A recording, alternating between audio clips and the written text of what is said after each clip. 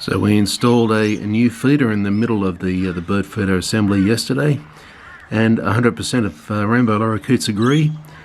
Best decision of 2023. It's strictly for putting food in the middle of fruit, taking all the seeds out and everything, and they love it. Look at, they're just everywhere.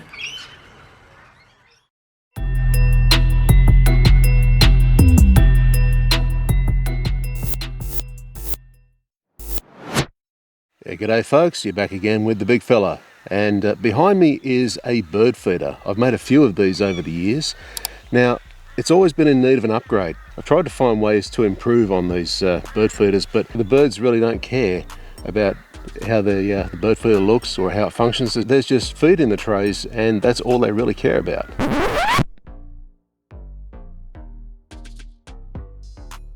The more shy rainbows have disappeared with the pink and grey galahs. These guys don't want to move. I just want to see what's happened with the fruit, okay? Okay, so we put up this this centre fruit feeder up here, and we put a bit of mesh in there just to catch all the crap. And these guys just do not want to move. You guys love it, don't you? Yeah. And that is what is left of what there was. I think there was a bit of apples. There's no seeds in there, of course. A bit of apple and a bit of pear. And there's not much left, so we're going to get that cleaned out and maybe put some more fruit in there a bit later on. But the seed's actually lasting a fair bit longer because of the fruit. So what we're going to do is going to put up another one up here, which will go on this face, and it's going to have some of that liquid stuff that the rainbows love. I think it's about 50 grams per litre. So that's how much you put in, and they should be pretty content with that. If they like the fruit, which I was a little bit surprised about, I didn't think they'd take to it, then they should like the stuff that they get up at Currumbin, the bird sanctuary up there in Queensland. So that's what they always flock for. We'll try it out tomorrow when this stuff sets up, because it's just being finished right now, and we'll find out how it all goes. We've run the hose all the way down here. So here we have our two new feeders. So the first one is for fruit, and the second one is for Rainbow Lorikeets soup, pretty much designed for the rainbows. So we'll see if they like it. It's coming on to sunset now, another couple of hours, so we'll find out. Apologise for the wind noise, but with this new bird feeder, we've got the lorikeet feed with the water, and that is the recommended specs. So 50 milligrams to 1 litre, which is more like a bird bath than actually resembling anything like food. So we're going to fix that. We're going to make it a little bit more texture, give it a little bit more paste. And this is what we've ended up with. Now this is quite a bit more than what we've had in there before. So normally we probably wouldn't use this much water, because that's 1 litre still in there, and we've tried to mix it up. And don't ask me about proportions, because it's what's called the glug method. So we're just kind of glugging it up until it looks right, and right now it's kind of a more soupy consistency than a paste, but we're going to try for a paste more often than this. If we get some birds today, well, good for us, but I don't know if we're going to get any today, because that's still only fairly new, and they didn't know what to do with that on the first day. And the second day they came by in the morning, and the place was just full of Rainbow Lorikeets. They just decimated the whole feeder, and all the fruit was in here, just gone within about, I don't know, half an hour. So here I'm hoping they're going to have the same kind of discovery, and we'll have the same kind of success. So wish us a bit of luck, and next time we'll use not so much water, just kind of trying to keep the paste consistency. As it seems, the new feeders are quite a hit. I deliberately overfilled this yesterday, and it has been absolutely plundered big time. I mean, look at it. It just was up around there yesterday. You can almost see the high tide line up around there where it would have been yesterday. That's all gone. Not a single thing is left. I mean, you'd never know there was anything in there. Look at this. They've even gone to the trouble of doing some graffiti on the post. What the hell? No, I'm lost for words.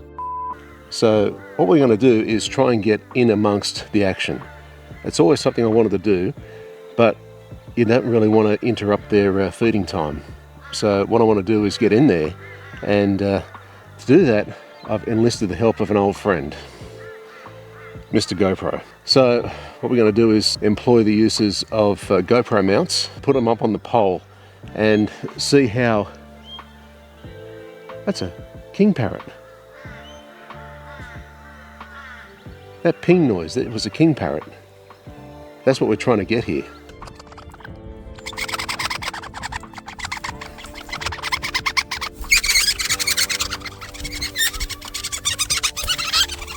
That's what we want to get to feed here, because they're always being shooed away by all these other little birds. So what we want to do is to get these home-brewed contrivances up on the bird feeder. So while those birds are down there having a feed, I'll take you into the shed and we'll see what we're dealing with. Okay, so what we got here is our GoPro mounts. So what I've found is a bit of leftover perspex, and I've cut it up to certain dimensions. I put in a few holes for nails, as you can see, galvanized nails, so they're not going to rust. It was either that or use some stainless screws, but I didn't have any screws on hand. So what we also have is the GoPro mount, and this little thing here, which is your clippy thing that goes into these, and that is what's going to hold the GoPro onto each one of these. So we only have one GoPro and two mounts, so what we're going to do is alter the feeders and try to get footage from each of them. So that's kind of how it's going to work.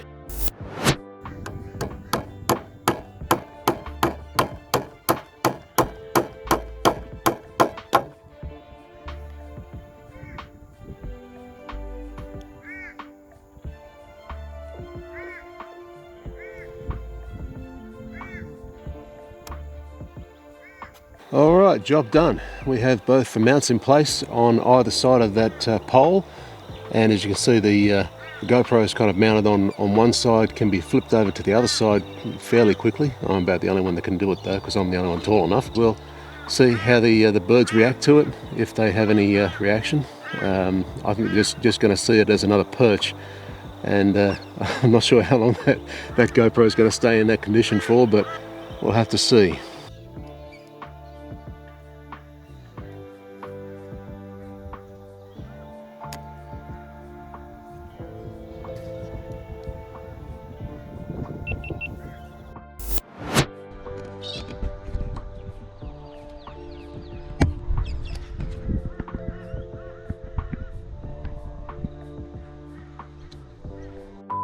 So in this mix there's apples, pears, strawberries, banana and corn.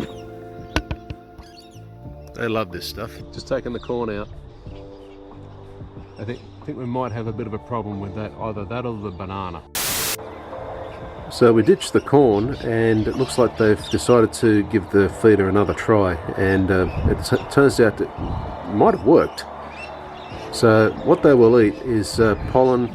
They'll eat nectar, they'll eat fruit, they'll eat wild bird mix, they'll eat that slop that I give them, and they'll eat invertebrates as well.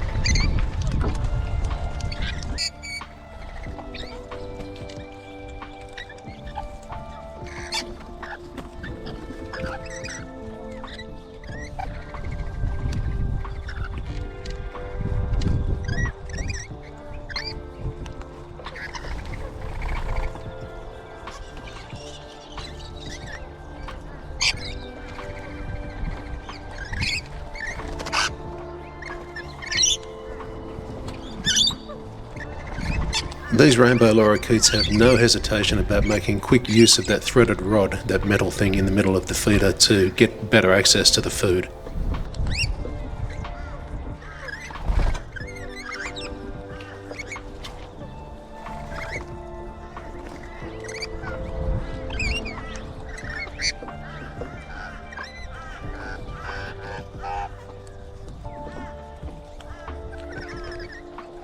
So when you're a Rainbow Lorikeet, word sure gets around quick, and as you can see, the feeder is pretty well packed in very quick time.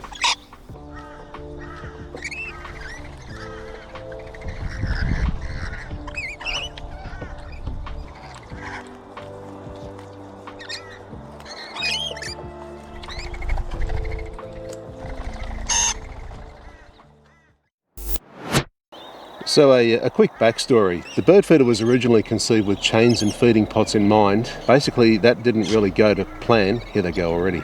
They're right behind me. They don't care that I'm here. That didn't really go to plan because Corellas decided to try and empty all the feed pots. They just swung around on it and decided that, you know, it was all very fun. We've got one nuisance Corella that's turning out to be the tray emptier. He's removing all the feed from the trays because he knows there's not much left. He's having a ball of a time trying to do it.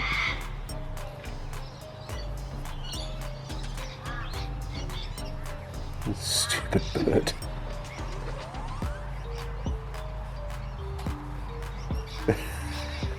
He's making no attempt to get up there and just sit on the edge of the feeder like his mate.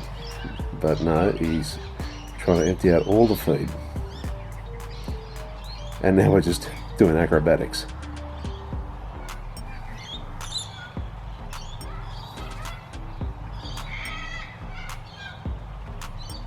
So what I did instead was to employ some threaded rod to put through the end of each of the angled arms that you see behind me, and that's kind of worked. It's done the job for the most part. They see me out here and they know that food's not far behind. So it's probably about the same time of day that I would usually feed them, and I don't want to get the hopes up, but I just got everything in kind of preparation for when I go to see what they really do to this food. I mean, they demolish it in sometimes around about 10 minutes, so, you know, I just want to see how many they actually get in there.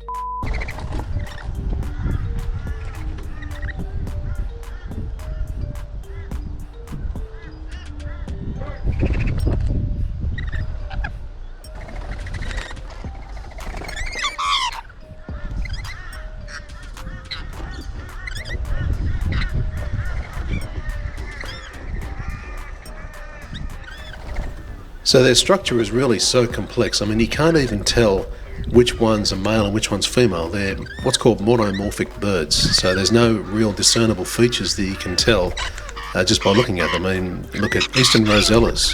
They're easily discernible by their faded colours on the female and the bright colours on the male. Now you look at these Rainbow Lorikeets, they've got exactly the same features, both male and female, and as long as they know who's male and who's female and who's part of the family and who's not, that's all well and good. But you can see which ones actually band together when it comes to feeding and which ones are on the outside. So the ones that are the alphas try to scare the family birds away, and well, they often end up dominating the feeder, which is what's happening here.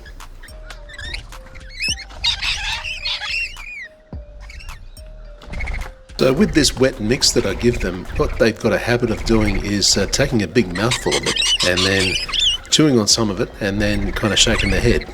And what happens is the mix just kind of sprays everywhere, including over other birds, down the pole, in the feeder, out onto the floor. It doesn't matter.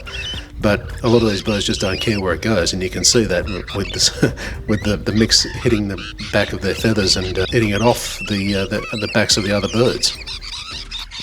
So when I started recording this, there was one or two of them actually eating out of the feeder because I didn't hit the record button straight away. They'd already gotten there. But a little while later, a whole flock of them came down to feed, and they were all getting along pretty well. They were part of one family, and it was all good until there was two alphas that decided to come in and crash the party.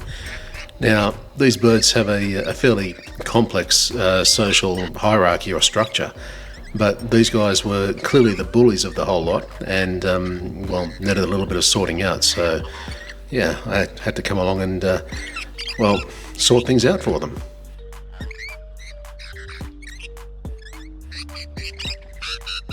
Come on, you two. Let everyone else speak. Come on.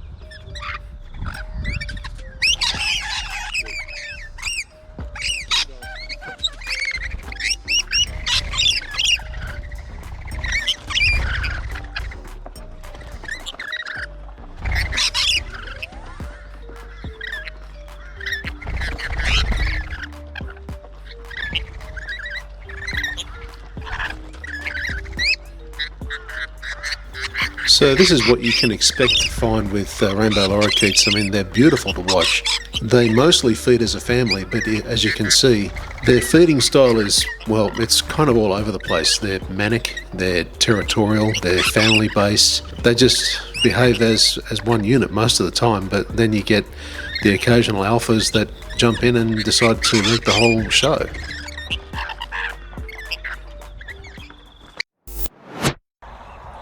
I took this footage before I got the monopod, which I really needed for this scene in particular, because I've got a camera that's mounted to a great big telephoto lens, which is a Tamron 150-600. Because the camera is a crop sensor mirrorless camera, it has a crop factor, which means it goes to 1.6 times the focal length. So 150-600 turns out to be 240-960.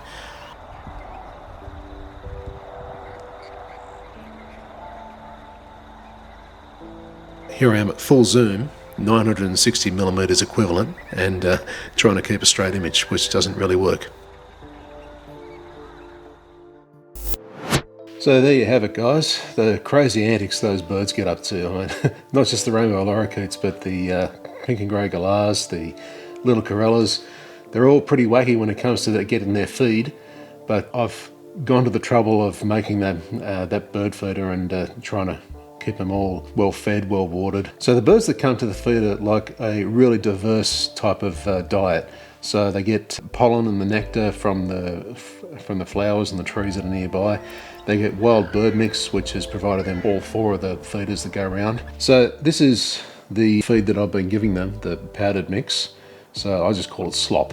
Basically, all you do is just give them a bit of this. I've been kind of giving them about maybe 50 to 100 grams inside that feeder, and mix it up with an equivalent amount of water till it becomes kind of like a paste. They love that stuff. So what I've been doing lately is I've really been diversifying my videos. But if you want to see more bird videos, hit me up in the comments, give us a like, and yeah, of course subscribe if you want. And I'll have more bird videos for you. I can get you some videos of frogs, some vlogs. So I put out shorts videos a little while ago, which kind of kept my channel up to date. But that's not really what I'd call vlog content. Okay guys, that's about enough for now, and I'll talk to you a bit later on. So in the meantime, have a good one. This has been the big fella. Catch you later. Thanks for watching.